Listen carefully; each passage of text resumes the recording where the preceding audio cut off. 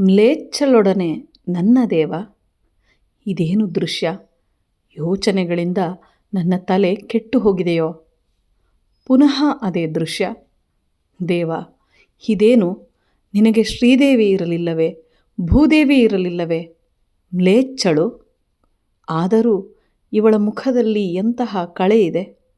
ನಾನು ಕಂಡಿದ್ದ ಲಕ್ಷ್ಮೀದೇವಿಯ ಮುಖವೇ ಇವಳದು. ಆದರೆ ಉಡುಪೋ ಮ್ಲೇಚ್ಛರಮಣಿಯರು ಧರಿಸುವಂಥದ್ದು. ವಿಚಿತ್ರ. ಚಳಿ ಚಳಿ. ದೇವ, ನೀನೇನೋ ನವಾಬನಂದಿನಿಯ ಹಾಸಿಗೆಯಲ್ಲಿ ನವಾಬನಂತೆ ಮಲಗಿರುವೆ. ಇಲ್ಲಿ ಸಹಿಸಲಸಾಧ್ಯವಾದ ಚಳಿ. ಇದೇನು ಈ ದೃಶ್ಯ? ನನ್ನ ದೇವ ಬೆತ್ತಲೆ, ನನ್ನನ್ನು ನೋಡು ಎನ್ನುತ್ತಿದ್ದೀಯಾ ದೊರೆ? ಇಂದು ಈ ಉತ್ತರೀಯವನ್ನು ಹೊದೆದುಕೋ. ಸುಮ್ಮನೆ ನಾನು ಅದನ್ನು ಹೊದೆಯುವೆನೆ ಎನ್ನುತ್ತೀಯಾ? ಇನ್ನೂ ಸೊಗಸಿನ ದೃಶ್ಯವಿದು. ಎಷ್ಟು ವರ್ಷಗಳಿಂದ ಅಲ್ಲಿ ನೆಲೆಸಿರುವೆ ಸ್ವಾಮಿ. ನಿನ್ನ ಮೇಲೆ ಬೆಟ್ಟದಂತೆ ಬೆಳೆದಿರುವ ಹುತ್ತ. ಇಲ್ಲಿಯೂ ಪಣಿಶಯನ ನೀನು. ಹುತ್ತದ ಮೇಲೆ ನಿನ್ನ ಅನನ್ಯ ಭಕ್ತೆ ತುಳಸಿ. ಗಿಡವೆಷ್ಟು ಸೊಗಸಾಗಿ ಬೆಳೆದಿದೆ. ಏನು ತುಳಸಿ? ಮಾನವನು ನನ್ನನ್ನು ಮುಟ್ಟಿದರೆ ಹೀಗೆ ಬೆಳೆಯುತ್ತಿರಲಿಲ್ಲ. ನಾನೇ ದೇವನಿಗೆ ಆತ್ಮ ಸಮರ್ಪಣೆ ಮಾಡಿದ್ದೇನೆ. ಆದುದರಿಂದಲೇ ಹೀಗಿದ್ದೇನೆ ಎನ್ನುತ್ತೀಯಾ? ಇದೇನು? ಈ ಕಪಿಲಧೇನುವು ತನ್ನಷ್ಟಕ್ಕೆ ತಾನೇ ಈ ಹುತ್ತದ ಮೇಲೆ ಹಾಲು ಸುರಿಸಿ ಹೋಗುತ್ತಿದೆ. ಇದು ಅದರ ದೇವನ ಸೇವೆ. ನೀನೇ ಧನ್ಯ ಗೋಮಾತೆ. ದೇವ, ನಿನಗೆ ಎಲ್ಲೆಲ್ಲಿಯೂ ಸೇವಕರು. ನಾನು ಪಾಪಿ. ನನ್ನ ಸುಖವನ್ನು ಬಯಸಿ ನಿನ್ನನ್ನು ದೂರಿದೆ. ಕ್ಷಮಿಸು. ನಿನಗೆ ಸರಿಯಾದ ನೆಲೆ ಸಿಕ್ಕುವವರೆಗೂ ನಾನು ನನ್ನ ಸುಖವನ್ನು ಬಯಸೆನು. ನನಗೆ ಇರುವ ಸುಖ ತಾನೇ ಏನು ದೊರೆ? ಅಲ್ಲಿ ಆ ಕರಿಕಾಳ ಚೋಳ, ಆ ವೈಷ್ಣವ ದ್ವೇಷಿ ನನ್ನನ್ನು ತನ್ನ ರಾಜ್ಯದಿಂದ ಓಡಿಸಿದ. ಹೋಗಲಿ ಆ ಮಾತು. ನಿನ್ನನ್ನು ಒಂದು ಸ್ಥಳದಲ್ಲಿ ನೆಲೆಗೊಳಿಸಬೇಕು. ಹೇಗೆ? ನಾನು ಕಡು ಬಡವ. ಹೌದು, ಎಲ್ಲರೂ ಜಾತಿಯಿಂದ ಬೇರೆ ಇಟ್ಟಿರುವ ಹೊಯ್ಸಳರ ಬಿಟ್ಟಿದೇವನಿರುವನು ಎಂದು ನೀನು ಹಿಂದೆ ಹೇಳಿದ್ದುದು ಸರಿಯಾಗಿ ನೆನಪಿದೆ. ಅವನನ್ನು ನಿನ್ನ ಮಾತಿನಂತೆಯೇ ವೈಷ್ಣವನನ್ನಾಗಿ ಮಾಡಲು ಸುಗವೇ ಹೊರಟೆ. ಈ ಬೆಟ್ಟದ ಬಳಿ ಬರುವಲ್ಲಿ ಕತ್ತಲಾದುದರಿಂದ ಈ ಶಿಥಿಲ ದೇವಾಲಯದಲ್ಲಿ ಮಲಗಿದೆ. ಸರಿ, ಅದೇ ಕಡೆಯ ಮಾರ್ಗ. ಅವನನ್ನು ವೈಷ್ಣವನನ್ನಾಗಿ ಮಾಡುತ್ತೇನೆ. ಅವನ ಸಹಾಯದಿಂದ ನಿನ್ನ ಸೇವೆಯನ್ನು ಮನಸ್ಸಿಗೆ ತೃಪ್ತಿಯಾಗುವ ತನಕ ಮಾಡುತ್ತೇನೆ. ದೇವ ಕಣ್ಮರೆಯಾದ. ಇದೇನು ಈ ಕಾಂತಿ? ಕಣ್ಣು ಚುಚ್ಚುತ್ತಿರುವ ಸೂರ್ಯರಶ್ಮಿ ಎನ್ನುತ್ತಾ ಮಲಗಿದ್ದ ರಾಮಾನುಜಾಚಾರ್ಯರು ಕಣ್ಣುಗಳನ್ನುಜ್ಜಿಕೊಳ್ಳುತ್ತಾ ಎದ್ದು ಕುಳಿತು ಆಗತಾನೆ ಉದಯಿಸಿ ತನ್ನ ಕದಿರುಗಳನ್ನು ಎಲ್ಲೆಲ್ಲಿಯೂ ಎರಚುತ್ತಿದ್ದ ಪ್ರಭಾಕರನಿಗೆ ನಮಸ್ಕಾರವನ್ನು ಮಾಡಿ ಬಲಗಡೆ ತಿರುಗಿದರು. ನಿರ್ಜನವಾದ ಅರಣ್ಯ, ಅಲ್ಲಲ್ಲಿ ಕಿಲಕಿಲ ಧ್ವನಿ ಮಾಡುತ್ತಿದ್ದ ಪಕ್ಷಿಗಳ ನಿನಾದವಲ್ಲದೆ ಮತ್ತೆ ಯಾವ ಶಬ್ದವೂ ಇಲ್ಲ. ಆಚಾರ್ಯರು ಮಲಗಿದ್ದ ದೇವಾಲಯದ ಮುಂದಿದ್ದ ದೊಡ್ಡ ಹುತ್ತವನ್ನು ಕಂಡು, ನಾನು ಕಂಡದ್ದು ಕನಸನ್ನೋ ಇಲ್ಲವೇ ದೇವನ ನೈಜ ಸ್ಥಿತಿಯನ್ನೋ? ಹುತ್ತದ ಮೇಲೆ ಪುಷ್ಕಳವಾಗಿ ಬೆಳೆದಿರುವ ತುಳಸಿ ಗಿಡ. ಹೀಗೆ ಹುಲುಸಾಗಿ ಬೆಳೆದಿರುವ ತುಳಸಿ ಗಿಡವನ್ನು ನನ್ನ ಜೀವನದಲ್ಲಿ ನಾನೆಲ್ಲಿಯೂ ನೋಡಿಲ್ಲ. ಹುತ್ತದ ಬಳಿಗೆ ಗೋವೊಂದು ಬರುತ್ತಿದೆ. ಅದರದು ಏನು ಸೊಗಸಾದ ಕಪಿಲವರ್ಣ! ನಾನು ಕನಸಿನಲ್ಲಿ ಕಂಡ ಗೋವೇ ಇದು. ಆಶ್ಚರ್ಯ ಎನ್ನುತ್ತಾ ಹುತ್ತದ ಕಡೆಯೇ ದೃಷ್ಟಿಸಿ ನೋಡಿದರು. ಗೋವು ಹುತ್ತದ ಮಗ್ಗುಲಿಗೆ ಬಂದು ಅದರ ಮೇಲೆ ಹಾಲು ಸುರಿಸಿ ಹೊರಟು ಹೋಯಿತು. ದೇವ, ನಿನ್ನ ಮಾಯೆ ಊಹಿಸಲ ಸಾಧ್ಯ. ನಿನ್ನ ಭೃತ್ಯನಾದ ನನ್ನಿಂದ ಸೇವೆ ಮಾಡಿಸಿಕೊಳ್ಳಲು ಮೊದಲೇ ನನಗೆ ಆಜ್ಞೆ ಮಾಡಿದೆ. ನಾನು ಪುಣ್ಯವಂತ ದೇವ ಎನ್ನುತ್ತಾ ಹುತ್ತಕ್ಕೆ ತಾವು ಕುಳಿತಲ್ಲಿಯೇ ನಮಸ್ಕಾರ ಮಾಡಿ ಆಮೇಲೆ ಕೆಳಗೆ ಹಾಸಿಕೊಂಡಿದ್ದ ಉತ್ತರೀಯವನ್ನು ಮೈಮೇಲೆ ಹಾಕಿಕೊಂಡು ಹುತ್ತದ ಬಳಿಗೆ ಬಂದು ಕೈ ಜೋಡಿಸಿಕೊಂಡು ನಿಂತರು. ಭುಜದ ಮೇಲೆ ನೇಗಿಲುಗಳನ್ನು ಹೊತ್ತುಕೊಂಡು ಕೈಯಲ್ಲಿ ಗುದ್ದಲ್ಲಿ ಹಾರೆಗಳನ್ನು ಎತ್ತಿಕೊಂಡು ಎತ್ತುಗಳೊಡನೆ ಹೊಲ ಉಳಲು ಹುತ್ತದ ಬಳಿಯಿದ್ದ ದಾರಿಯಲ್ಲಿ ಆದಿಕರ್ನಾಟಕರಿಬ್ಬರು ಬರುತ್ತಿದ್ದರು. ಅಯ್ಯ, ಇಲ್ಲಿ ಸ್ವಲ್ಪ ಬನ್ನಿ ಎಂದು ಆಚಾರ್ಯರು ನಮ್ರ ಭಾವದಿಂದ ಅವರನ್ನು ಕರೆದರು. ಆದಿಕರ್ನಾಟಕರಿಬ್ಬರು ಆಚಾರ್ಯರ ಮುಖವನ್ನು ದೃಷ್ಟಿಸಿ ನೋಡಿದರು. ಈರಾ, ಅವ್ರ ಮುಖದಲ್ಲಿ ಏನು ಕಳೆ ಇದೆಯೋ ಎಂದು ಮುದುಕನು ತನ್ನ ಜತೆಯಲ್ಲಿದ್ದ ಹೊರೆಯದ ಮಗನಿಗೆ ಹೇಳಿದನು. ಹೌದಪ್ಪ, ಸ್ವಾಮಿಗಳ ಕಳೆ ಇದೆ ಎಂದು ಆಚಾರ್ಯರ ಕಡೆ ನೋಡುತ್ತಾ ಏನನ್ನೋ ಯೋಚಿಸುತ್ತಾ ಈರನು ಉತ್ತರ ಕೊಟ್ಟನು. ಇಬ್ಬರೂ ಆಚಾರ್ಯರ ಬಳಿ ಬಂದರು. ಅವರನ್ನು ನಮಸ್ಕರಿಸಿದರು. ಅಜ್ಜಪ್ಪ, ನಿನ್ನ ಹೆಸರೇನು? ಈತ ಯಾರು ಎಂದು ಆಚಾರ್ಯರೇ ಮೊದಲು ಕೇಳಿದರು. ಸ್ವಾಮಿ, ಮರಿಯ ಎಂದು ನನ್ನ ಕರೀತಾರೆ. ಈತ ನನ್ನ ಮಗ ಈರ ಎಂದು ಮುದುಕನು ಹೇಳಿದನು. ಅವರಿಬ್ಬರೂ ಆಚಾರ್ಯರಿಂದ ಸ್ವಲ್ಪ ದೂರ ಸರಿದರು. ಇರಲಿ, ಬನ್ನಿರಪ್ಪ ಹತ್ತಿರಕ್ಕೆ. ಸ್ವಾಮಿ, ನಾವು ಪಂಚಮರು ಬುದ್ಧಿ. ನಿಮ್ಮನ್ನು ನೋಡಿದರೆ ಬ್ರಾಹ್ಮಣರಂತಿದ್ದೀರಿ ಎಂದು ಮರಿಯ ಭಕ್ತಿ ಭಾವದಿಂದ ಹೇಳಿದನು. ಪಂಚಮನಾದರೂ ಎಂತಹ ಆಚಾರ್ಯ ಪ್ರಿಯನಿವನು ಎಂದುಕೊಂಡು, ಮುದುಕಪ್ಪ, ಈ ಹುತ್ತದ ಬಳಿ ಎಂತಹ ಆಶ್ಚರ್ಯ ಎಂದು ಆಚಾರ್ಯರು ಹೇಳಿದರು. ಹೌದು ಬುದ್ಧಿ, ನನ್ನ ಬೂದು ಬಣ್ಣದ ಹಸು ನಿತ್ಯ ಕಟ್ಟಿದ್ದ ಹಗ್ಗನ ಕಿತ್ಕೊಂಡು ಬೆಳಗ್ಗೆ ಅಷ್ಟೊತ್ತಿಗೆ ಹೋಗ್ತಿತ್ತು. ಪುನಃ ಅದು ಮನೆಗೆ ಬಂದಾಗ ಹಾಲು ಕೊಡ್ತಾನೇ ಇರಲಿಲ್ಲ. ಹೀಗೆ ದಿನ ಅದು ಹೋಗೋದಕ್ಕೆ ಏನು ಕಾರಣ ಎಂದು ತಿಳಿಯೋಕ್ಕೆ ಅದರ ಹಿಂದೆ ಒಂದಿನ ಹೋದೆ. ಅದು ಈ ಹುತ್ತದ ಹತ್ತಿರಕ್ಕೆ ಬಂದು ಇದ್ರ ಮೇಲೆ ಹಾಲು ಸುರಿಸ್ತು. ಅದರ ಕೆಲಸ ನೋಡಿ ನೀನು ದೇವನ ಸೇವಕ ಅಂದ್ಕೊಂಡು ಅದನ್ನು ಅಂದಿನಿಂದ ಕಟ್ಟು ಹಾಕೋದನ್ನು ಬಿಟ್ಟುಬಿಟ್ಟೆ. ಈ ಹುತ್ತದಲ್ಲಿ ದೇವರಿದೆ. ಹಿಂದೆ ತುರ್ಕರ ದೊರೆ ಒಬ್ಬ ಬಂದು ದೇವಸ್ಥಾನ ಕೆಡವಿ ಕಂಚಿನ ದೇವರನ್ನು ಎತ್ಕೊಂಡು ಹೋದ. ಮೂರ್ತಿ ಚಂದ ನೋಡಿ ಒಡೆಯೋಕ್ಕೆ ಮನಸ್ಸು ಕಲ್ಲು ದೇವರನ್ನು ಹಾಗೆ ಬಿಸಾಡಿಬಿಟ್ನಂತೆ. ಅದೇ ಈ ಹುತ್ತದಲ್ಲಿದೆ ಅಂತ ನಮ್ಮ ತಾತಂದರು ಹಿಂದೆ ಹೇಳ್ತಿದ್ರು ಬುದ್ಧಿ ಎಂದು ಮರಿಯ ಹೇಳಿದನು. ನೀವೆಲ್ಲ ಸ್ವಲ್ಪ ಸಹಾಯ ಮಾಡಿದರೆ ಈಗ ಹಾಳಾಗಿರುವ ಈ ದೇವಸ್ಥಾನವನ್ನು ಕಟ್ಟಿಸಿ ದೇವನನ್ನು ಪುನಃ ಪ್ರತಿಷ್ಠಾಪನೆ ಮಾಡುತ್ತೇನೆ. ನಾನು ಎಷ್ಟು ಸಹಾಯ ಮಾಡಿದ್ರೆ ತಾನೇ ಏನು ಬುದ್ಧಿ? ದೇವಸ್ಥಾನದ ಪ್ರಾಕಾರಕ್ಕೆ ಬರೋದಕ್ಕೂ ನಮಗೆ ಯೋಗ್ಯತೆ ಇಲ್ಲ ಎಂದು ಒಂದು ಥರದ ನಿರಾಶೆಯಿಂದ ಮರಿಯ ಹೇಳಿದನು.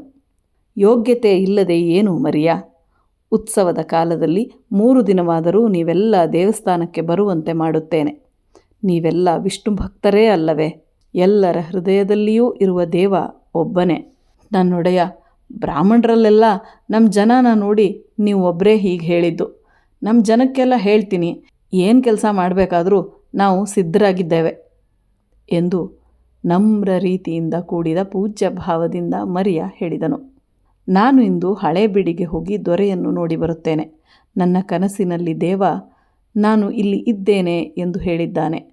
ಇದೂ ಅಲ್ಲದೆ ನಿಮ್ಮ ಅಜ್ಜಂದಿರು ಇಲ್ಲಿ ವಿಗ್ರಹವಿದೆ ಎಂದು ಹೇಳುತ್ತಿದ್ದರು ಎಂದು ನೀನು ಹೇಳುತ್ತೀಯೆ. ಆದುದರಿಂದ ಈ ಹುತ್ತದಲ್ಲಿ ದೇವರಿದ್ದೇ ಇದೆ. ಇದನ್ನು ಅಗೆದು ವಿಗ್ರಹವನ್ನು ತೆಗೆದಿಟ್ಟಿರಿ.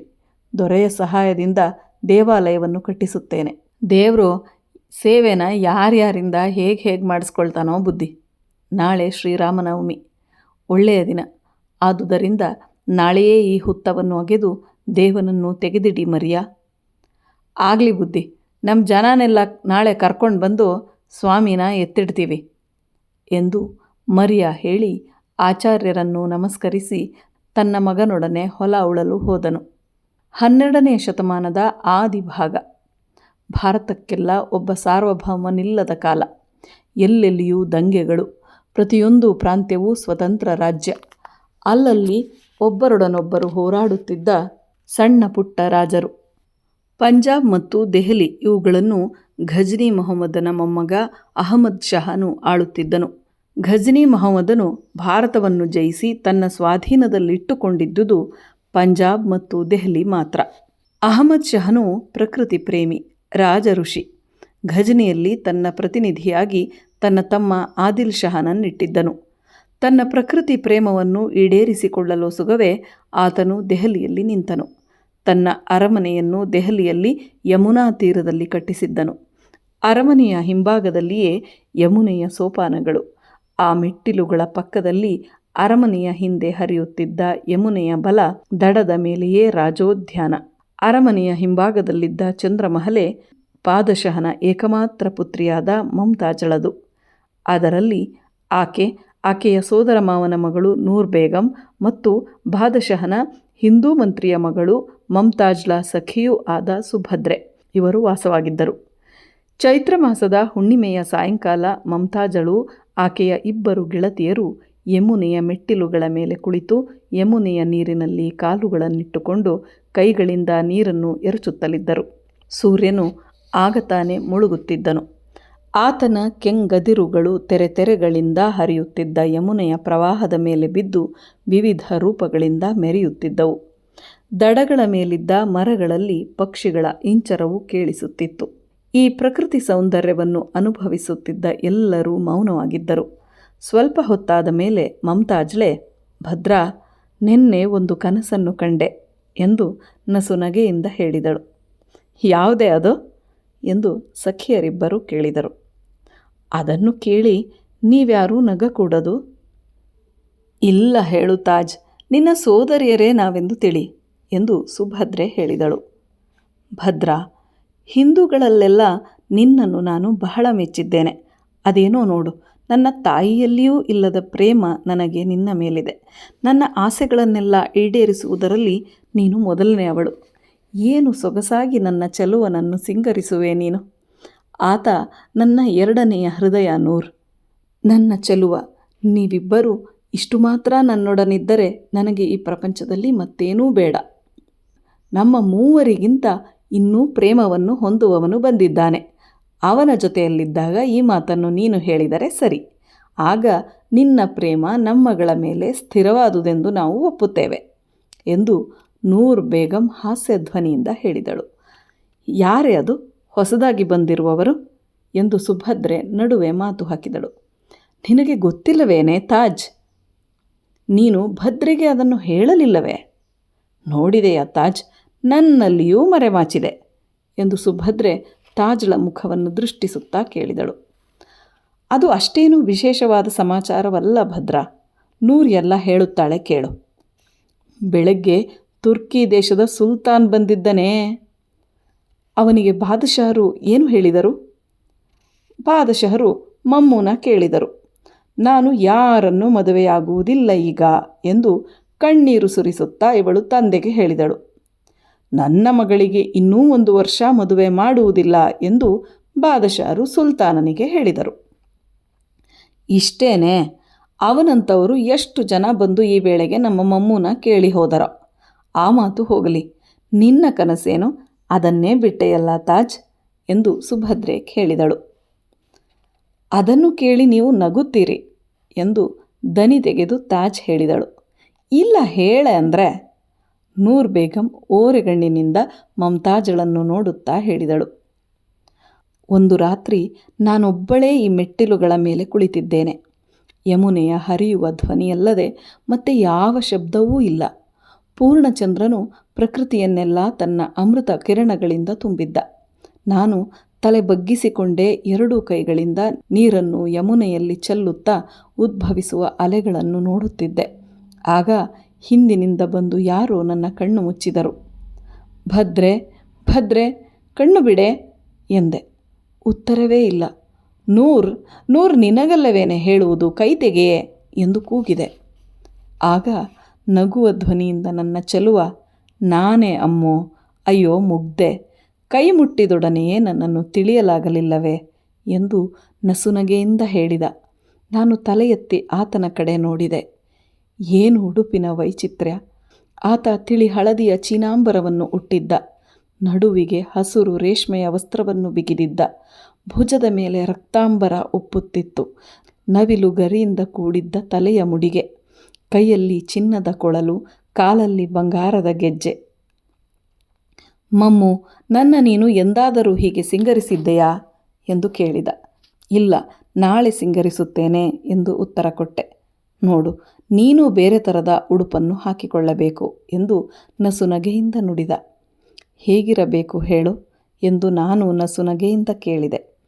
ಕಾಶ್ಮೀರದ ಗುಲಾಬಿಯ ಸೂಕ್ಷ್ಮಾಂಬರವನ್ನುಡು, ಮೇಘವರ್ಣದ ರೌಕೆಯನ್ನು ತೊಡು, ಕಿವಿಯಲ್ಲಿ ಓಲೆಗಳಿರಲಿ, ಗಂಟು ಹಾಕಿದ ತಲೆಯಲ್ಲಿ ಮಲ್ಲಿಗೆಯ ಹೂವನ್ನು ಮುಡಿದುಕೋ, ಇವೆಲ್ಲದರ ಮೇಲೂ ನಿನ್ನ ಜರತಾರಿಯ ಬುರುಕಿ ಬರಲಿ ಎಂದು ಹೇಳಿದ.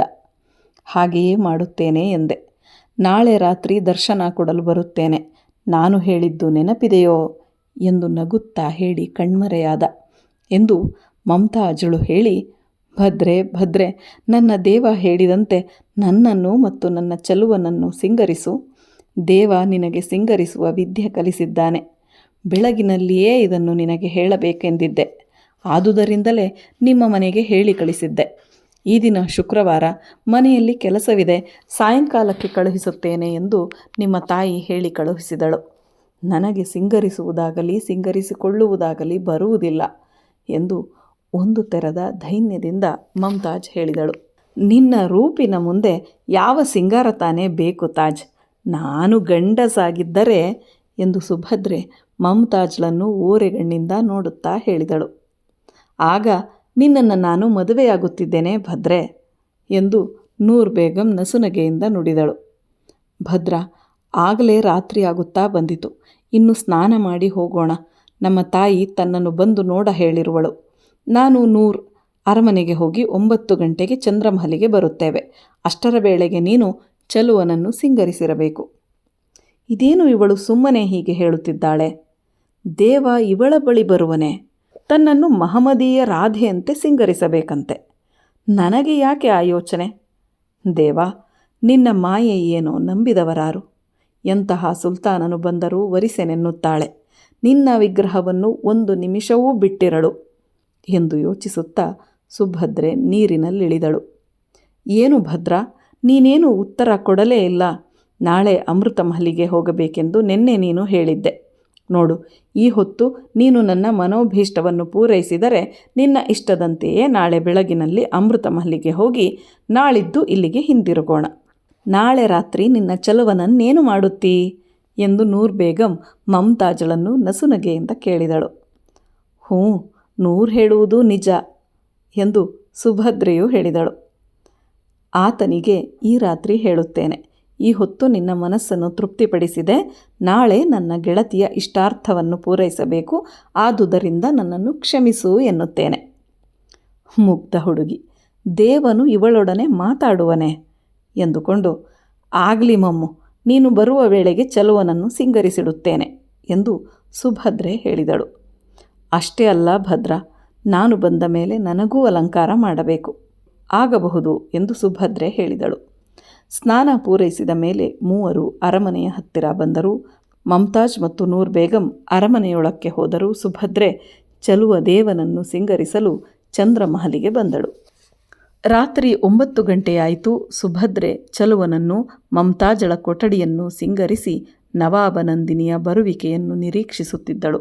ಸ್ವಲ್ಪ ಹೊತ್ತಾದ ಮೇಲೆ ಮಮ್ತಾಜಳು ನೂರ್ ಬೇಗಂಳೊಡನೆ ತನ್ನ ಕೊಠಡಿಗೆ ಬಂದು ಅದನ್ನು ನೋಡಿ, ಭಲೆ ಸುಭದ್ರ, ಅಲಂಕಾರ ಮಾಡುವುದರಲ್ಲಿ ನಿನಗೆ ಮೊದಲ ಬಹುಮಾನ ಕೊಡಬೇಕು ಎಂದಳು. ನಿನ್ನ ಗಂಡ ಇದನ್ನು ಮೆಚ್ಚಿ ನಿನಗೆ ಮೊದಲ ಬಹುಮಾನ ಕೊಟ್ಟರೆ ಆಮೇಲೆ ನನಗೆ ಇದಕ್ಕೆ 2ನೆಯ ಬಹುಮಾನ ಕೊಡು ಎಂದು ನಗುತ್ತಾ ಸುಭದ್ರೆ ಉತ್ತರ ಕೊಟ್ಟಳು. ಗಂಡ ಯಾರೇ? ಈ ದಿನ ಬೆಳಗ್ಗೆ ಬಂದಿದ್ದ ಸುಲ್ತಾನನೇ ಎಂದು ನೂರ್ ಬೇಗಂ ನಡುವೆ ಮಾತು ಹಾಕಿದಳು. ಇನ್ನು ಯಾರ ಹೆಸರನ್ನು ನಿನ್ನ ಬಳಿ ಎತ್ತಬೇಕು ತಾಜ್? ಚಲುವನ ಹೆಸರು ನಿನ್ನ ಕಿವಿಗೆ ಚಲುವಾಗಿ ಬೀಳುತ್ತದೆಯೋ ಎಂದು ಸುಭದ್ರೆ ನಸುನಗೆಯಿಂದ ಹೇಳಿದಳು. ಏನೇ ಸುಭದ್ರ, ನೀನು ನನ್ನನ್ನು ತಮಾಷೆ ಮಾಡುತ್ತಿ, ನಿಮಗೂ ಕಾಲ ಎಂದು ಸುಭದ್ರೆಯನ್ನು ಓರೆಗಣ್ಣಿನಿಂದ ನೋಡುತ್ತಾ ಹೇಳಿ, ಅದೇನೋ ನೋಡೆ, ಆ ಚಲುವ ಎನ್ನುವ ಹೆಸರು ನನ್ನ ಕಿವಿಗೆ ಬಿದ್ದೊಡನೆಯೇ ಎದೆಯೆಲ್ಲ ಝುಮ್ ಎನ್ನುತ್ತದೆ ಎಂದು ಮಮ್ತಾಜ್ ಹೇಳಿದಳು. ಹಾಗಾದರೆ ಅವನು ಪಕ್ಕದಲ್ಲಿಯೇ ಇರುವಲ್ಲಿ ಎಂದು ಸುಭದ್ರೆ ಹೇಳುತ್ತಾ ನಕ್ಕಳು. ಮಮ್ತಾಜಳು ಮುಖದಲ್ಲಿ ಮುಗುಳು ನಗೆ ಸೂಸಿ, ಎಲ್ಲಿ ಭದ್ರ, ನನ್ನ ಚಲುವನನ್ನು ತೆಗೆ ಎಂದಳು. ನನ್ನದೊಂದು ಬಯಕೆ ತಾಜ್ ಎಂದು ಸುಭದ್ರೆ ರಾಗ ತೆಗೆದು ಹೇಳಿದಳು. ನಿನ್ನ ಬಯಕೆ ಏನೇ ಇರಲಿ ಭದ್ರ, ಅದನ್ನು ಈಡೇರಿಸಿಕೊಡುತ್ತೇನೆ. ನಿನ್ನನ್ನು ಅಲಂಕರಿಸಿದ ಮೇಲೆ ಚಲುವನ ಬಳಿ ನಿನ್ನನ್ನು ಕುಳ್ಳಿರಿಸುತ್ತೇನೆ. ಅಷ್ಟರವರೆಗೂ ಮಂಚದ ಪರದೆಯನ್ನು ತೆರೆಯಬೇಡ. ಚಲುವನನ್ನು ಸಿಂಗರಿಸಿ ಮಂಚದ ಮೇಲೆ ಕುಳ್ಳಿರಿಸಿದ್ದೇನೆ. ಹಾಗಾದರೆ ಹಾಗೆಯೇ ಮಾಡು ಎಂದು ಮಮ್ತಾಜಳು ಹೇಳಿದಳು. ಸುಭದ್ರೆ ನೂರ್ ಬೇಗಂ ಇಬ್ಬರೂ ಸೇರಿ ಮಮ್ತಾಜಳನ್ನು ಅವಳ ಚಲುವನ ಇಷ್ಟದಂತೆಯೇ ಸಿಂಗರಿಸಿದರು. ಆಮೇಲೆ ಸುಭದ್ರೆ ಮಂಚದ ಪರದೆ ತೆಗೆದು, ಇನ್ನು ಚಲುವನ ಬಳಿ ಕುಳಿತುಕೊಳ್ಳಬಹುದು ತಾಜ್ ಎಂದು ನಸುನಗೆಯಿಂದ ಹೇಳಿದಳು. ಹಾಸಿಗೆಯೆಲ್ಲ ಮಲ್ಲಿಗೆ, ಸಂಪಿಗೆ, ಜಾಜಿ, ಗುಲಾಬಿ ಮೊದಲಾದ ಹೂವುಗಳಿಂದ ತುಂಬಿ ಹೋಗಿತ್ತು. ಆ ಹೂಗಳ ಮೇಲೆ ಕಾಶ್ಮೀರದ ರತ್ನಗಂಬಳಿಯೊಂದನ್ನು ಹಾಸಲಾಗಿದ್ದಿತು.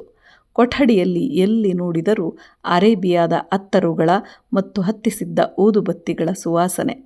ಸುಲ್ತಾನನ ಮಗಳ ಕೊಠಡಿ ಕೇಳಬೇಕೆ? ಆಕೆ ಹೇಗೆ ನೆನೆದರೆ ಅದು ಹಾಗಾಗುತ್ತೆ. ಮಮ್ತಾಜಳು ಮರು ಮಾತಾಡದೆ ಹಾಸಿಗೆಯ ಮೇಲಿದ್ದ ಚಲುವನ ಬಳಿ ಕುಳಿತಳು. ಸುಭದ್ರೆ ಆಗ ಇವಳ ಮುಖವನ್ನು ನೋಡಿ ನಕ್ಕಳು.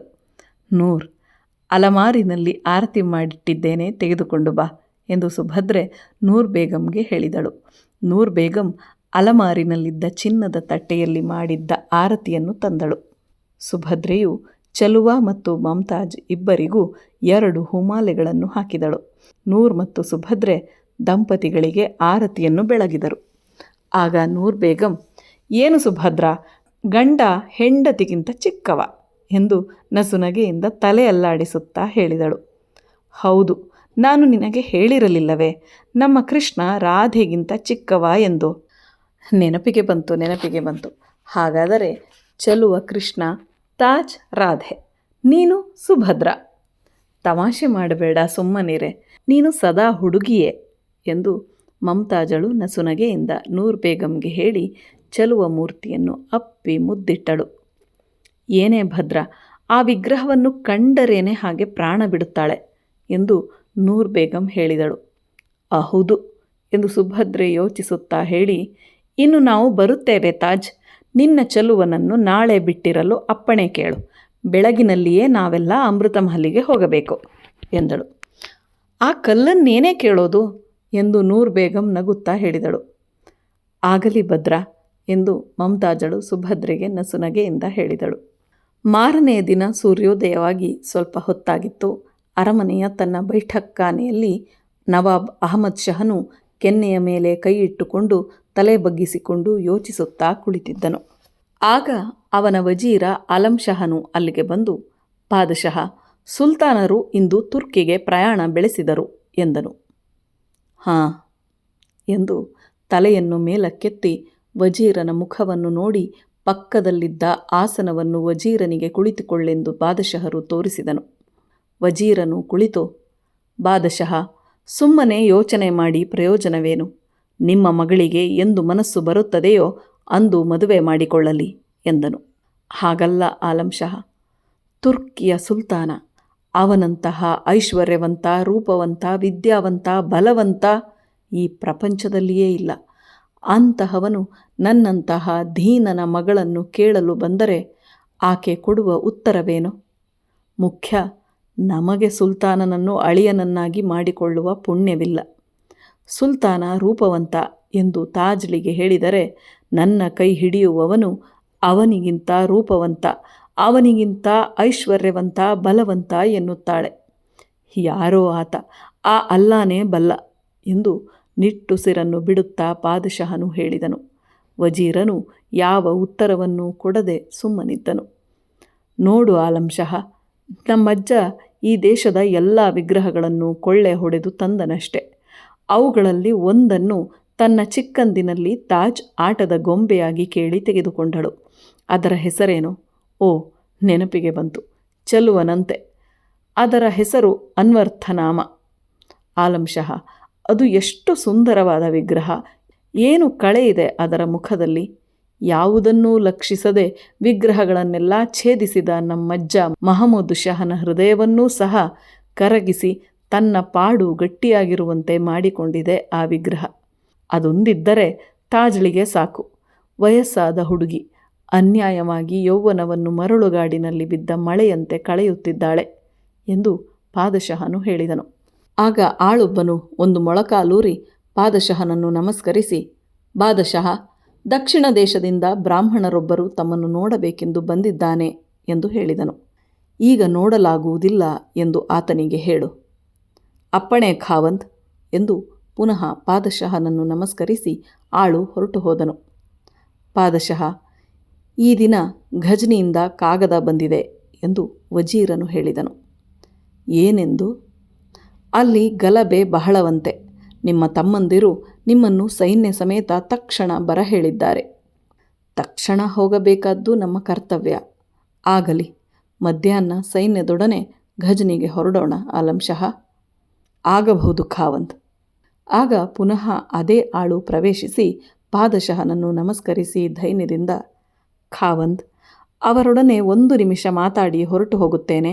ಅವರಿಗೆ ನನ್ನ ಸಲಾಂಗಳನ್ನು ಹೇಳಿ ದಕ್ಷಿಣ ದೇಶದಿಂದ ಬಂದಿದ್ದೇನೆಂದು ಹೇಳು ಎಂದು ಬ್ರಾಹ್ಮಣನು ನನ್ನನ್ನು ಪೀಡಿಸಿದನು ಪಾದಶಃ. ನಾವು ಇಂದು ಗಜನಿಗೆ ಹೊರಟು ಹೋಗುತ್ತೇವೆ ಎಂದುಕೊಂಡು, ಆಗಲಿ, ಆತನನ್ನು ಬರಹೇಳು ಎಂದು ಆಳಿಗೆ ಪಾದಶಃನು ಹೇಳಿದನು. ಸ್ವಲ್ಪ ಹೊತ್ತಾದ ಮೇಲೆ ಆಳು ಬ್ರಾಹ್ಮಣನನ್ನು ಕರೆದುಕೊಂಡು ಪಾದಶಃನ ಮುಂದೆ ಬಿಟ್ಟು ನೆಲಮುಟ್ಟಿ ಸಲಾಂ ಮಾಡಿ ಹಿಂಜರಿದನು. ಪಾದಶಃನು ಬ್ರಾಹ್ಮಣನ ಮುಖವನ್ನು ದೃಷ್ಟಿಸಿ ನೋಡಿ, ಈತನ ಮುಖದಲ್ಲಿ ಏನು ಕಳೆ ಇದೆ ಆಲಂ ಶಹ ಎಂದು ಹೇಳಿ, ನಿಮ್ಮ ಹೆಸರೇನು ಎಂದು ಬ್ರಾಹ್ಮಣನನ್ನು ಕೇಳಿದನು. ಪಾದಶಃ, ದೀರ್ಘ ಆಯುಷ್ಯವಂತನಾಗಿರು, ನನ್ನನ್ನು ರಾಮಾನುಜ ಎಂದು ಕರೆಯುವರು. ರಾಮಾನುಜ ಕಿವಿಗಿಂಪಾದ ಒಳ್ಳೆಯ ಹೆಸರು. ನನ್ನಿಂದೇನಾಗಬೇಕು? ನನ್ನ ದೇವಮೂರ್ತಿ ನಿಮ್ಮ ಬಳಿ ಇದೆ, ಇದನ್ನು ದಯಪಾಲಿಸಬೇಕು ಪಾದಶಃ. ಪಕ್ಕದ ಕೊಠಡಿಯಲ್ಲಿ ವಿಗ್ರಹಗಳೆಲ್ಲ ಬಿದ್ದಿವೆ, ನಿಮ್ಮ ದೇವರಾವುದೋ ಅದನ್ನು ತೆಗೆದುಕೊಂಡು ಹೋಗಿ. ಆಲಂ ಶಹ, ಇವರನ್ನು ಪಕ್ಕದ ಕೊಠಡಿಗೆ ಕರೆದುಕೊಂಡು ಹೋಗಿ ವಿಗ್ರಹಗಳನ್ನು ತೋರಿಸಿ. ಅಪ್ಪಣೆ ಖಾವಂದ್ ಎಂದು ಆಲಂ ಶಹನು ಪಾದಶಹನಿಗೆ ಹೇಳಿ ರಾಮಾನುಜಾಚಾರ್ಯರೊಡನೆ ಪಕ್ಕದ ಕೊಠಡಿಗೆ ಹೋದನು. ಆಚಾರ್ಯರು ಆ ಕೊಠಡಿಯಲ್ಲಿ ಸ್ವಲ್ಪ ಹೊತ್ತು ನಿಂತು ವಿಗ್ರಹಗಳ ಕಡೆಗೊಮ್ಮೆ ತಮ್ಮ ದೃಷ್ಟಿಯನ್ನು ಬೀರಿ ಕೆಲವು ಸ್ತೋತ್ರಗಳನ್ನು ಹೇಳಿ, ವಜೀರ್ ಸಾಹೇಬ್, ಇಲ್ಲಿ ನನ್ನ ವಿಗ್ರಹವಿಲ್ಲ ಎಂದರು. ಅವರಿಬ್ಬರೂ ಪುನಃ ಪಾದಶಹನ ಬಳಿಗೆ ಬಂದರು. ವಜೀರನು ಅಲ್ಲಿ ವಿಗ್ರಹವಿಲ್ಲವೆಂದು ಪಾದಶಹನಿಗೆ ತಿಳಿಸಿದನು. ಅಂದರೆ ನಮ್ಮಲ್ಲಿ ಆ ವಿಗ್ರಹವಿಲ್ಲ ಎಂದು ಪಾದಶಹನು ಆಚಾರ್ಯರಿಗೆ ಹೇಳಿದನು. ಆಚಾರ್ಯರು ಸ್ವಲ್ಪ ಹೊತ್ತು ಯೋಚಿಸಿ, ಪಾದಶಃ, ಅದು ನಿಮ್ಮ ಮಗಳ ಬಳಿಯಿದೆ ಎಂದು ನಿಧಾನವಾಗಿ ನಮ್ರ ಭಾವದಿಂದ ಪಾದಶಹನಿಗೆ ಹೇಳಿದರು. ನಿಮಗೆ ಹೇಗೆ ಗೊತ್ತು ಎಂದು ಪಾದಶಹನು ಕಣ್ಣುಗಳನ್ನು ಕೆಂಪಗೆ ಮಾಡಿಕೊಂಡು ಆಚಾರ್ಯರನ್ನು ದುರುಗುಟ್ಟಿಕೊಂಡು ನೋಡುತ್ತಾ ಹೇಳಿದನು. ಖಾವಂದ್, ಬಡವನ ಮೇಲೆ ಕೋಪ ಬೇಡ. ನನ್ನ ದೇವ ಕನಸಿನಲ್ಲಿ ಬಂದು ತಾನು ನಿಮ್ಮ ಮಗಳ ಬಳಿ ಇರುವುದಾಗಿ ಹೇಳಿದ. ಹಾಗೋ? ಏನು ನಿಮ್ಮ ವಿಗ್ರಹದ ಹೆಸರು? ಹಾಳು ಮರೆತೇ ಹೋಗುತ್ತೆ. ಹೋ, ಚಲುವ ಎಂದೋ? ಹೌದು ಪಾದಶಃ, ಅದು ನನ್ನ ಶೆಲ್ವಪುಳ್ಳೆ. ಏನು, ವಿಗ್ರಹಕ್ಕೆ ಜೀವವಿದೆಯೇ? ಈತನ ಕನಸಿನಲ್ಲಿ ಅದು ಹೇಗೆ ಬಂದು ಹೇಳಿತು?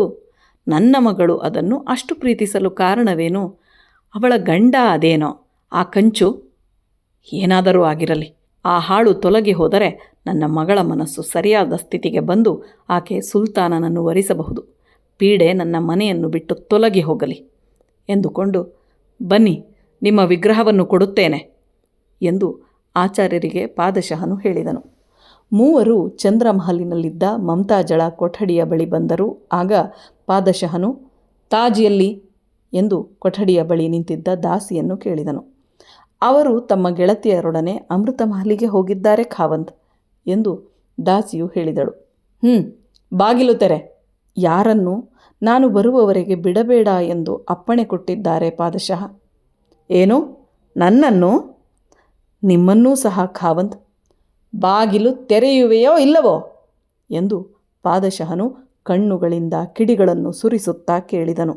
ದಾಸಿಯ ನಡುಗುವ ಕೈಯಿಂದ ಬೀಗದ ಕೈಯ ಗೊಂಚಲು ನೆಲದ ಮೇಲೆ ಬಿತ್ತು. ಪಾದಶಹನೇ ಅದನ್ನು ಎತ್ತುಕೊಂಡು ಬಾಗಿಲನ್ನು ತೆಗೆದನು. ಪಾದಶಃ, ಆಲಂ ಶಹ ಮತ್ತು ಆಚಾರ್ಯರು ಮಮತಾಜಳ ಕೊಠಡಿಯ ಒಳಹೊಕ್ಕರು. ಈ ಕೊಠಡಿಯು ಎಷ್ಟು ಸೊಗಸಾಗಿ ಅಲಂಕರಿಸಲ್ಪಟ್ಟಿದೆ ಎಂದು ಆಲಂ ಶಹನು ನುಡಿದನು. ಅವಳ ಗಂಟೇನು ಹೋಗಬೇಕು, ಸಂಪಾದಿಸಲು ಅವರಪ್ಪನಿದ್ದಾನಲ್ಲ ಎಂದು ಪಾದಶಹನು ಒಂದು ತೆರದ ರೋಷದಿಂದ ಹೇಳಿ, ಎಲ್ಲಿ ನಿಮ್ಮ ದೇವರಿದ್ದರೆ ತೆಗೆದುಕೊಳ್ಳಿ ಎಂದು ರಾಮಾನುಜಾಚಾರ್ಯರಿಗೆ ಹೇಳಿದನು. ಆಚಾರ್ಯರು ಅಲ್ಲಿದ್ದ ಹಾಸಿಗೆಗೆ ಸಾಷ್ಟಾಂಗ ನಮಸ್ಕಾರ ಮಾಡಿ ಎದ್ದು ಕುಳಿತು ಎರಡೂ ಕೈಗಳನ್ನು ಜೋಡಿಸಿ ಚಲುವ ಸ್ವಾಮಿಯ ಸ್ತೋತ್ರವನ್ನು ಹಾಡಿದರು. ಮಂಚದ ತೆರೆಯನ್ನು ತಳ್ಳಿ 16 ವರ್ಷದ ಸುಂದರ ಬಾಲಕನು ನೆಗೆಯುತ್ತಾ ಬಂದು ಆಚಾರ್ಯರ ತೊಡೆಯ ಮೇಲೆ ಕುಳಿತನು. ಬಾಲಕನ ಕಾಲಿನ ಗೆಜ್ಜೆಗಳನ್ನು, ಸೊಗಸಿನ ಉಡುಪನ್ನು ನೋಡಿ ಆಚಾರ್ಯರು ಸಂತೋಷ ಸಾಗರದಲ್ಲಿ ಮುಳುಗಿ ಆತನ ತಲೆಯನ್ನು ಪುತ್ರ ಪ್ರೇಮದಿಂದ ಆಘ್ರಾಣಿಸುತ್ತಾ, ನನ್ನ ಶೆಲ್ವಪಿಳ್ಳೆ, ನನ್ನ ಶೆಲ್ವಪಿಳ್ಳೆ ಎಂದು ಅಪ್ಪಿಕೊಂಡು ಮುದ್ದಿಟ್ಟರು. ಈ ದೃಶ್ಯವನ್ನು ಕಣ್ಣಾರೆ ನೋಡುತ್ತಿದ್ದ ಪಾದಶಹನು, ಆಲಂ ಶಹನು ಸ್ತಂಭೀಭೂತರಾದರು.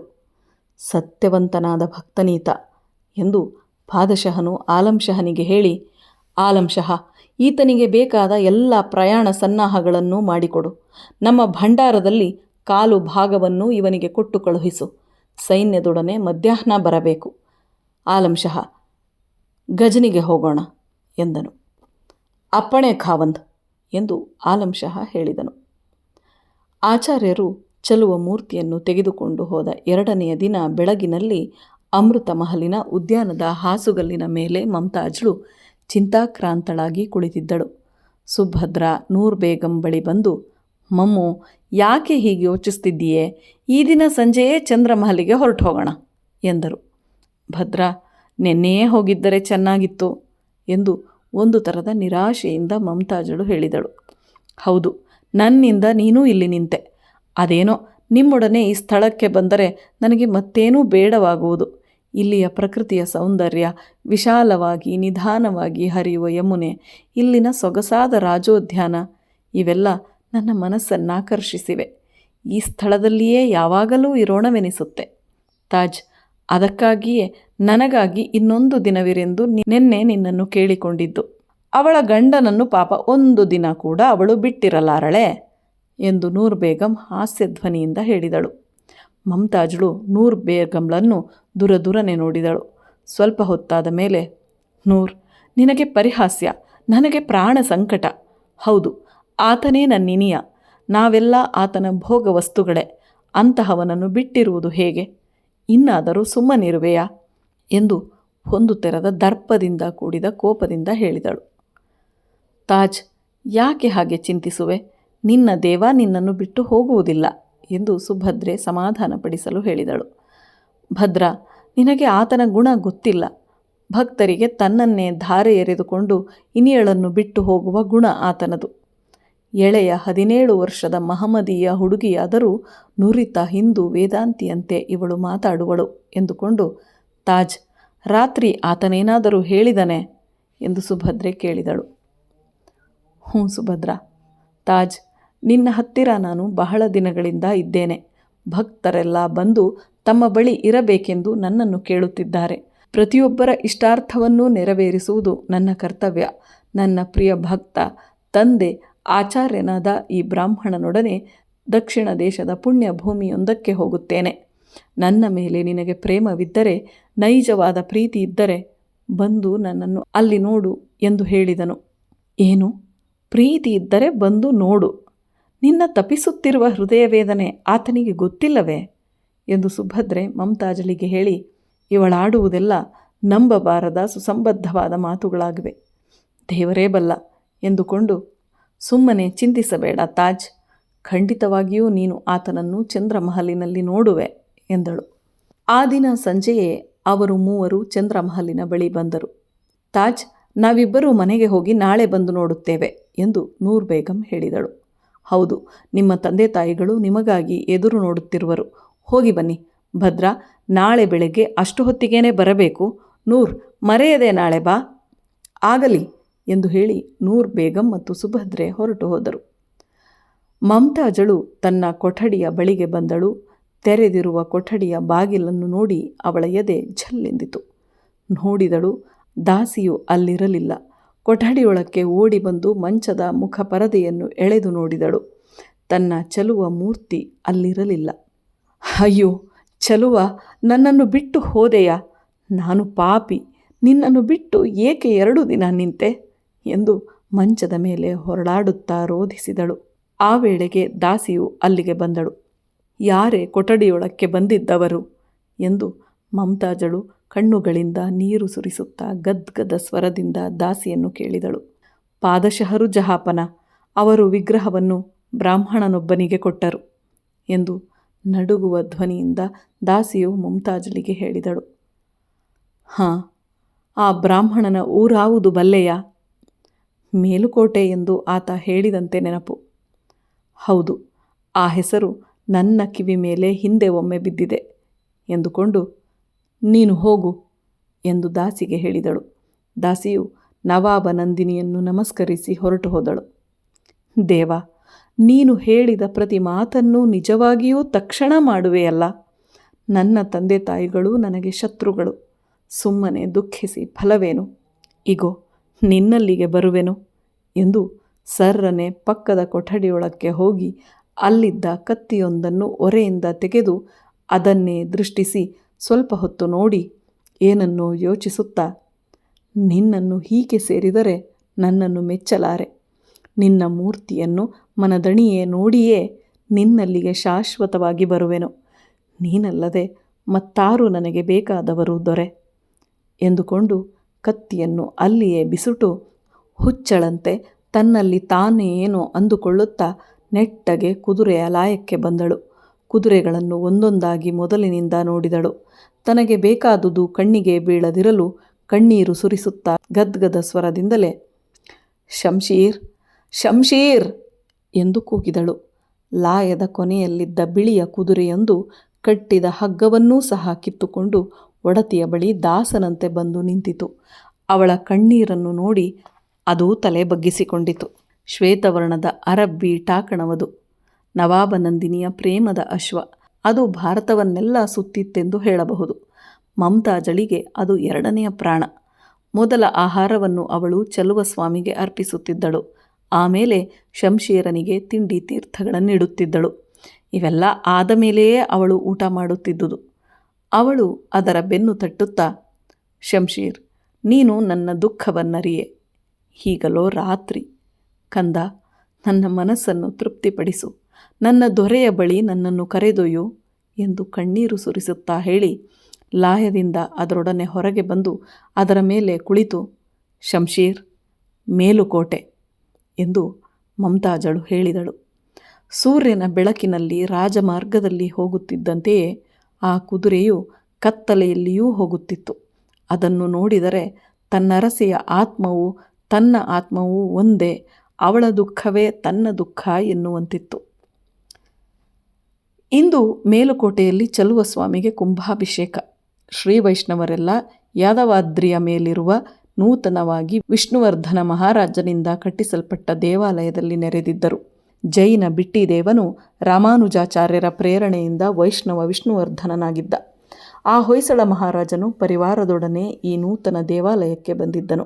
ದಕ್ಷಿಣ ದೇಶದ ಶ್ರೀ ವೈಷ್ಣವರೆಲ್ಲ ನೆರೆದಿದ್ದರು. ಮರಿಯ ಮೊದಲಾದ ಆದಿ ಕರ್ನಾಟಕರು ನಾಮಧಾರಣೆ ಮಾಡಿಕೊಂಡು ಅಂದು ಶ್ರೀ ವೈಷ್ಣವರ ಜೊತೆಯಲ್ಲಿ ಶ್ರೀ ವೈಷ್ಣವರಾಗಿದ್ದರು. ದೇವಾಲಯದಲ್ಲಿ ಎಲ್ಲೆಲ್ಲೂ ನೋಡಿದರೂ ವಾದ್ಯಗಳ ರವ, ವೇದಘೋಷ ಮತ್ತು ಸಂಗೀತ. ಮಧ್ಯಾಹ್ನ 12 ಗಂಟೆಗೆ ಮಹಾಮಂಗಳಾರತಿ. ಮಹಾಮಂಗಳಾರತಿ ಆಗಬಹುದೇ ಮಹಾಪ್ರಭು ಎಂದು ಅರ್ಚಕನು ದೇವನ ಬಳಿ ಕೈಜೋಡಿಸಿ ನಿಂತಿದ್ದ ವಿಷ್ಣುವರ್ಧನ ಮಹಾರಾಜನನ್ನು ಕೇಳಿದರು. ಮಹಾರಾಜನು ತನ್ನ ಬಳಿ ಇದ್ದ ಆಚಾರ್ಯರ ಮುಖವನ್ನು ನೋಡುತ್ತಾ, ಗುರುಗಳು ಉತ್ತರ ಕೊಡಬೇಕು ಎಂದು ಹೇಳಿದರು. ಆಗಬಹುದು ಅರ್ಚಕರೇ ಎಂದು ಆಚಾರ್ಯರು ಹೇಳಿದರು. ಅರ್ಚಕರು ದೇವನನ್ನು ಮಂಗಳಾರತಿಯಿಂದ ಬೆಳಗುತ್ತಿದ್ದರು. ದೇವನೆದುರಿಗೆ ನಿಂತು ಕೈ ಮುಗಿಯುತ್ತಿದ್ದ ಎಲ್ಲರೂ ಇದ್ದಕ್ಕಿದ್ದಂತೆಯೇ ಆರ್ತಧ್ವನಿಯೊಂದನ್ನು ಕೇಳಿ ದೇವಾಲಯದ ಮುಂದೆ ತಿರುಗಿದರು. ನನ್ನ ದೊರೆ ಚಲುವಾ ಎಂದು ಕುದುರೆಯ ಮೇಲಿದ್ದಂತೆಯೇ ಕೈಮುಗಿಯುತ್ತಾ, ನಿನ್ನಿಷ್ಟದಂತೆಯೇ ದಾಸಿ ಬಂದಿದ್ದೇನೆ. ದೊರೆ, ನಿನ್ನ ಪಾದಗಳಿಗೆ ಸೇರಿಸಿಕೋ ಎಂದು ಹೇಳುತ್ತಾ ದೊಪ್ಪನೆ ಕುದುರೆಯ ಮೇಲಿನಿಂದ ಕೆಳಗೆ ಬಿದ್ದ ಸ್ತ್ರೀಮೂರ್ತಿಯನ್ನು ಎಲ್ಲರೂ ಕಂಡರು. ರಮಣಿಯು ನೆಲದ ಮೇಲೆ ಬಿದ್ದ ಸ್ವಲ್ಪ ಹೊತ್ತಿನಲ್ಲಿಯೇ ಅವಳ ಅಶ್ವವೂ ನೆಲದ ಮೇಲೆ ಬಿದ್ದಿತು. ಆಚಾರ್ಯರು ಅನನ್ಯ ಭಕ್ತಿಯಿಂದ ದೇವನನ್ನು ನೋಡುತ್ತಿದ್ದಂತೆಯೇ ಪ್ರಜ್ವಲಿಸುವ ಮಿಂಚಿನ ಕಾಂತಿಯೊಂದು ಬಂದು ದೇವನಲ್ಲಿ ಸೇರಿ ಆತನಲ್ಲಿ ಮೊದಲಿದ್ದ ಕಳೆಯನ್ನು ಇಮ್ಮಡಿ ಮಾಡಿದುದನ್ನು ನೋಡಿ ದೇವಸ್ಥಾನದ ಮುಂದೆ ತಮ್ಮ ಕಟಾಕ್ಷವನ್ನು ಬೀರಿದರು. ದೇವನಿಗೆ ಮಹಾಮಂಗಳಾರತಿಯಾಯಿತು. ವೈಷ್ಣವರಲ್ಲಿ ಕೆಲವರು ಕೆಳಗೆ ಬಿದ್ದಿದ್ದ ರಮಣಿಯ ಬಳಿಗೆ ಬಂದರು. ಅವಳನ್ನು ನೋಡಿದ್ದ ಅವರಲ್ಲಿ ಕೆಲವರು, ಮ್ಲೇಚ್ಛರವಳು, ದೂರ ಹೋಗಿರಿ, ಇನ್ನು ಸ್ನಾನ ಮಾಡಬೇಕು ಎಂದರು. ಆಚಾರ್ಯರು ಅವಳ ಬಳಿಗೆ ಬಂದು ಸ್ವಲ್ಪ ಹೊತ್ತು ಮೌನವಾಗಿ ದೃಷ್ಟಿಸಿ ನೋಡಿ ಯೋಚಿಸುತ್ತಾ ಅವಳನ್ನು ಮುಟ್ಟಿ ನೋಡಿದರು. ಅವಳ ಆತ್ಮನು ಅವಳ ದೇಹವನ್ನು ಬಿಟ್ಟಿದ್ದನು. ಅವರು ಕುದುರೆಯನ್ನೂ ಮುಟ್ಟಿ ನೋಡಿದರು. ಅದು ತನ್ನ ಒಡತಿಯ ಗತಿಯನ್ನೇ ಹೊಂದಿತ್ತು. ಗತಿಸಿದ ರಮಣಿಯನ್ನು ಸುಮ್ಮನೆ ದೃಷ್ಟಿಸಿ ನೋಡಿ, ನಾನು ಕನಸಿನಲ್ಲಿ ಕಂಡ ದೇವನ ನಾಚ್ಚಿಯಾರ್, ತಮಿಳಿನಲ್ಲಿ ನಾಚ್ಚಿಯಾರ್ ಎಂದರೆ ದೇವನ ಪತ್ನಿ, ಆ ಬೀಬಿ ಸುಲ್ತಾನನ ಮಗಳು ಎಂದುಕೊಂಡು, ತಾಯಿ ದೇವನರಸಿ ನೀನೇ ಪುಣ್ಯವಂತಳು ಎಂದು ಆ ಶವಕ್ಕೆ ಕೈಮುಗಿದರು. ಎಲ್ಲೆಲ್ಲಿಯೂ ಮೌನ. ಮರಿಯಾ ಎಂದು ಆಚಾರ್ಯರು ಗದ್ಗದ ಸ್ವರದಿಂದ ಕೂಗಿದರು. ಮರಿಯ ಆಚಾರ್ಯರ ಮುಂದೆ ಬಂದು ನಿಂತನು. ಮರಿಯ, ಈ ದೇವಾಲಯದ ಮುಂದಿರುವ ಮೂಲೆಯಲ್ಲಿ ಈಕೆಗಾಗಿ ಗೋರಿ ಮಾಡಬೇಕು ಎಂದು ಆಚಾರ್ಯರು ಹೇಳಿದರು. ಆಗಬಹುದು ಗುರುಗಳೇ ಎಂದು ಹೇಳಿ ಮರಿಯ ಹೊರಟು ಹೋದನು. ಶ್ರೀವೈಷ್ಣವರಲ್ಲಿ ಕೆಲವರು ಆಚಾರ್ಯರ ಮಾತನ್ನು ಕೇಳಿದೊಡನೆಯೇ ಒಬ್ಬರ ಮುಖವನ್ನೊಬ್ಬರು ಅಸಮಾಧಾನ ದೃಷ್ಟಿಯಿಂದ ನೋಡಿದರು. ಮ್ಲೇಚ್ಛರವಳಾದುದರಿಂದ ಇವಳು ದೇವನ ಬಳಿ ಹೂಳಲ್ಪಡಲು ಅರ್ಹಳಲ್ಲವೆಂದು ಇವರ ಭಾವನೆ. ಈಕೆ ದೇವನಲ್ಲಿ ಸೇರಿರುವಳೆಂದು ಇವರಿಗೇನು ಗೊತ್ತು? ಆಗಲಿ, ಇವರ ಮನವನ್ನು ತಾನೇ ಏಕೆ ನೋಯಿಸಬೇಕು? ದೈವದ ಹೃದಯವನ್ನರಿಯದ ಮೂಢರಿವರು. ನನ್ನ ಮತ ಅಭಿವೃದ್ಧಿಯಾಗಬೇಕು, ಇನ್ನೂ ಅದು ಶೈಶವಾವಸ್ಥೆಯಲ್ಲಿದೆ. ಆದುದರಿಂದ ಈ ಶ್ರೀವೈಷ್ಣವರನ್ನು ಅಸಮಾಧಾನಪಡಿಸುವುದು ತರವಲ್ಲ ಎಂದುಕೊಂಡು ದೇವನಿಗೆ ಕೈ ಮುಗಿಯುತ್ತಾ, ಸ್ವಾಮಿ, ನಮ್ಮನ್ನು ಕ್ಷಮಿಸು, ನಾವೆಲ್ಲ ಮೂಢರು. ಎಷ್ಟಾದರೂ ಈಕೆ ನಿನ್ನ ನಾಚ್ಯಾರ್. ಈ ಜೀವವಿಲ್ಲದ ದೇಹವನ್ನು ಎಲ್ಲಿಟ್ಟರೆ ತಾನೇ ಏನು? ಆತ್ಮವೇನೋ ನಿನ್ನಲ್ಲಿ ಐಕ್ಯವಾಗಿದೆ. ನಮ್ಮನ್ನು ಕ್ಷಮಿಸು ಭಕ್ತವತ್ಸಲ ಎಂದು ಕಣ್ಣೀರು ಸುರಿಸುತ್ತಾ ಮನವರಿಕೆ ಮಾಡಿ, ಮರಿಯಾ ಎಂದು ದೈನ್ಯದಿಂದ ಮತ್ತೊಮ್ಮೆ ಕೂಗಿದರು. ಹಾರೆ ಗುದ್ದಲಿಗಳೊಡನೆ ಆಗತಾನೆ ಮನೆಯಿಂದ ಬಂದ ಮರಿಯ, ಏನು ಗುರುಗಳೇ ಎಂದು ಕೇಳಿದನು. ಮರಿಯ, ಇಲ್ಲಿ ಬೇಡ, ಬೆಟ್ಟದ ಬುಡದಲ್ಲಿರುವ ಆ 2 ಗುಡ್ಡಗಳ ನಡುವೆ ಇರುವ ಭೂಮಿಯಲ್ಲಿ ಈ 2 ಶವಗಳನ್ನೂ ಹೂಳಲು ಸಿದ್ಧಪಡಿಸು. ನಾವು ಮರಿಯನೊಡನೆ ಹೋಗುತ್ತೇವೆ ಗುರುಗಳೇ ಎಂದು ವೈಷ್ಣವರಲ್ಲಿ ಕೆಲವರು ಹೇಳಿದರು. ಆಚಾರ್ಯರು ದೈನ್ಯ ದೃಷ್ಟಿಯನ್ನು ಅವರ ಕಡೆ ಬೀರಿದರು. ಅವರೆಲ್ಲ ಮರಿಯನೊಡನೆ ಹೋದರು. ಸಂಜೆ ಸೂರ್ಯಾಸ್ತದ ಸಮಯ. ಮಮತಾಜಳ ಇನ್ನು ಮೇಲೆ ಆಚಾರ್ಯರಿಟ್ಟ ಬಿ ನಾಚ್ಯಾರ್ ಎನ್ನುವ ಹೆಸರಿನಿಂದಲೇ ಅವಳ ಹೆಸರನ್ನು ಹೇಳೋಣ. ಕಳೇಬರವನ್ನು ಹೂಳಲು ಮಾಡಿಟ್ಟ ಗೋರಿಯ ಬಳಿಗೆ ಎಲ್ಲರೂ ಬಂದರು. ಮೊದಲು ಬಿ ನಾಚ್ಯಾರಳ ದೇಹವನ್ನು ಗೋರಿಯಲ್ಲಿಟ್ಟು ಅವಳ ಬಳಿ ಅವಳ ನೆಚ್ಚಿನ ಶಂಶೀರನನ್ನಿಟ್ಟರು. ಮೊದಲ ಹಿಡಿಯ ಮಣ್ಣನ್ನು ಆಚಾರ್ಯರೇ ಕಣ್ಣೀರು ಸುರಿಸುತ್ತಾ ಹೆಣಗಳ ಮೇಲೆ ಎರಚಿದರು. ಮಣ್ಣಿನಿಂದ ಹೆಣಗಳ ಮುಖಗಳೆಲ್ಲ ಮುಚ್ಚಲ್ಪಟ್ಟವು. ಸೂರ್ಯನೂ ಮುಳುಗಿದ. ಜಗವೆಲ್ಲ ಕತ್ತಲೆಯಿಂದ ತುಂಬಿತು. ಮಾಘ ಮಾಸದ ಶುಕ್ಲ ಚತುರ್ದಶಿಯ ರಾತ್ರಿ ಸುಮಾರು 10 ಗಂಟೆ ಇರಬಹುದು. ಚಂದ್ರನ ತಂಗದಿರುಗಳಿಂದ ತೊಯ್ದ ಜಗವೆಲ್ಲ ಶಾಂತಿ ಸಾಗರದಲ್ಲಿ ಮುಳುಗಿತ್ತು. ಯಾದವಗಿರಿಯ ತಪ್ಪಲಲ್ಲಿ ಯಾವುದೋ ಗೋರಿಯೊಂದನ್ನು ಹುಡುಕುತ್ತಾ ಅಶಾಂತತೆಯಿಂದ 2 ವ್ಯಕ್ತಿಗಳು ಸುಳಿದಾಡುತ್ತಿದ್ದವು. ಆ ವ್ಯಕ್ತಿಗಳು ಮುಂದೆ ಮುಂದೆ ಬರುತ್ತಿದ್ದವು. ಅವುಗಳಲ್ಲಿ ಕಿಂಕಾಪಿನ ಬಟ್ಟೆಯೊಂದರಿಂದ ಮುಚ್ಚಲ್ಪಟ್ಟಿದ್ದ ಚಿನ್ನದ ತಟ್ಟೆಯೊಂದನ್ನು ಹಿಡಿದುಕೊಂಡಿದ್ದ ವ್ಯಕ್ತಿಯು, ಪಾದಶಃ, ಪಾದಶಃ, ಇಲ್ಲಿದೆ ಎಂದು ನಿಧಾನವಾಗಿ ಹೇಳಿತು. ಹ್ಞೂ ಆಲಂಶಃ ಎಂದು ಗದ್ಗದ ಸ್ವರದಿಂದ ಪಾದಶಃನು ಹೇಳಿ ಮಗಳ ದೇವಪತ್ನಿಯ ಗೋರಿಯ ಬಳಿಗೆ ಬಂದು ಮೊಳಕಾಲೂರಿ ಗೋರಿಗೆ ನಮಸ್ಕಾರ ಮಾಡುತ್ತಾ, ಕಂದ, ಅಳಿದ ತಂದೆಗಾಗಿ ಮಗನು ದೇವನಲ್ಲಿ ಮೊರೆ ಇಡುವುದನ್ನು ಕೇಳಿದ್ದೇನೆ. ತಾಯಿಯ ಗೋರಿಯ ಬಳಿ ಮಗಳು ಬಂದು ಪೂಜಿಸುವುದನ್ನು ನೋಡಿದ್ದೇನೆ. ಗುರುವಿನ ಬೂದಿಯನ್ನು ಹೂಗಳಿಂದ ನಿತ್ಯವೂ ಅಲಂಕರಿಸಿ ಅದರ ಮೇಲೆ ಕಣ್ಣೀರು ಸುರಿಸುವ ಶಿಷ್ಯರನ್ನು ಅರಿತಿದ್ದೇನೆ. ಇನಿಯನ ಶವದ ಬಳಿ ಹೊರಳಾಡುತ್ತಾ ರೋಧನ ಮಾಡುವ ಇನಿಯಳನ್ನು ಕಂಡಿದ್ದೇನೆ. ಆದರೆ ಮಗಳ ಗೋರಿಯ ಬಳಿ ಮೊಳಕಾಲೂರಿ ಕಣ್ಣೀರು ಸುರಿಸುವ ತಂದೆಯನ್ನು ಕಂಡಿಲ್ಲ, ಕೇಳಿಲ್ಲ. ಇನ್ನು ಮುಂದೆ ಕೇಳುವುದೂ ಇಲ್ಲ. ಮಗು, ನಾನು ಪಾಪಿ. ನಿನ್ನ ಮತ್ತು ನಿನ್ನ ಇನಿಯನ ಗುಣಗಳನ್ನರಿಯದೆ ಹೋದೆ. ಕಾಫರ್ ನಾನು. ನಿನ್ನಿನಿಯನನ್ನು ಹೆರರಿಗೆ ಕೊಟ್ಟೆ. ಪ್ರೇಮದ ನಲ್ಲನನ್ನು ಬಿಟ್ಟು ನೀನು ಹೇಗೆ ತಾನೇ ಇರುವೆ ಮಗು? ಆದುದರಿಂದಲೇ ನಿನ್ನ ಕೆಲಸವನ್ನು ನೀನು ಮಾಡಿದೆ. ನಾನು ಪರಮ ಪಾತಕಿ. ಪ್ರಪಂಚದ ಭೋಗಕ್ಕೆ ಆಸೆಪಟ್ಟು ನಿನ್ನನ್ನು ಸಾರ್ವಭೌಮಳನ್ನಾಗಿ ಮಾಡುವ ಆಸೆಯಿಂದ ಹಾಗೆ ಮಾಡಿದೆ ಕಂದ. ನೀನು ಜಗದ ಸಾರ್ವಭೌಮಳು ಎಂದು ಕಣ್ಣೀರನ್ನೊರೆಸಿಕೊಂಡು, ಮಗಳೇ, ನಿನ್ನನ್ನು ಮಗಳೆಂದು ನಮಸ್ಕರಿಸುತ್ತಿಲ್ಲ, ದೇವರ ಪತ್ನಿ ಎಂದು ನಮಸ್ಕರಿಸುತ್ತಿದ್ದೇನೆ. ನಮ್ಮ ಪೂರ್ವ ಜನ್ಮದ ಪುಣ್ಯವಶದಿಂದ ನಮ್ಮ ಅಪವಿತ್ರವಾದ ಮನೆಯಲ್ಲಿ ಹುಟ್ಟಿ ನಮ್ಮನ್ನು ಪಾವನರನ್ನಾಗಿ ಮಾಡಿದೆ. ದೇವನ ದರ್ಶನವನ್ನು ನನಗೆ ಕೊಡಿಸಿದೆ. ಮಮತಾಜ್, ಏಳು ಏಳು, ಎಲ್ಲಿ ಒಂದು ಮುದ್ದು ಮಾತನ್ನಾಡು. ನಿನಗಾಗಿ ಹಂಬಲಿಸುತ್ತಿರುವ ತಾಯಿಗೊಂದು ಮುತ್ತನ್ನು ಕೊಡು. ಏಳು, ನೋಡಲಿ. ಸುಭದ್ರಾ, ನೂರ್ ಬೇಗಂ. ನಾನು ಹುಚ್ಚ. ಕಾಡಿನ ರೋಧನ ನನ್ನದು. ನನ್ನ ತಪ್ಪನ್ನು ಕ್ಷಮಿಸು ಕಂದ. ನನ್ನ ಕಡೆಯ ಮುತ್ತು ಎಂದು ಗೋರಿಯನ್ನು ಚುಂಬಿಸಿ ತಟ್ಟೆಯಲ್ಲಿದ್ದ ಹೂವಿನ ಹಾರವನ್ನು ತೆಗೆದು ಅದನ್ನು ಗೋರಿಗೆ ಹಾಕಿ, ತಾಜ್, ಇದು ನನ್ನ ಪ್ರೇಮದ ಬಹುಮಾನ ಕಂದ. ದೇವನರಸಿಯಾದ ನಿನಗಿತ್ತ ಉಡುಗೊರೆ ಎಂದು ಕಣ್ಣೀರು ಸುರಿಸುತ್ತಾ ಎದ್ದು ನಿಂತನು.